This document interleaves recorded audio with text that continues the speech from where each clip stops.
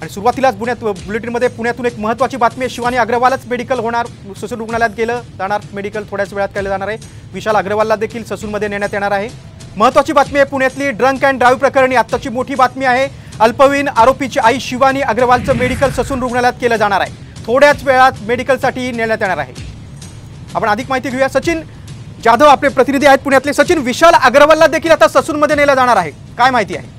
नक्कीच आपण पाहतोय की आज सकाळी शिवानी अग्रवाल हिला अटक केल्यानंतर पोलिसांनी आता ब्लड सॅम्पल फेरफार प्रकरणात विशाल अग्रवाल यालाही येरवडा कारागृहातून बाहेर घेऊन त्यालाही अटक दाखवलेली आहे। ब्लड सॅम्पल फेरफार प्रकरणात आता या दोघांची चौकशी होण्या अगोदर त्यांचं मेडिकल केलं जातं। त्याच संदर्भात आता या दोघांनाही ससून रुग्णालयामध्ये जाऊन मेडिकल केलं जाईल आणि त्यानंतर त्यांना उद्या पुण्याच्या सत्र न्यायालयामध्ये हजर केले जाईल। आपण पाहतोय की पुण्यातील ब्लड सॅम्पल फेरफार प्रकरणामध्ये हे दोघेही आरोपी असल्याचं पोलीस तपासात निष्पन्न झाल्यामुळे या दोघांवरही आता गुन्हा दाखल केलेला आहे। सचिन, आणि आता त्यांच्या चौकशीत काय समोर येतं ते बघणं महत्त्वाचं आहे। तुम्ही सविस्तर माहिती दिली त्याबद्दल धन्यवाद।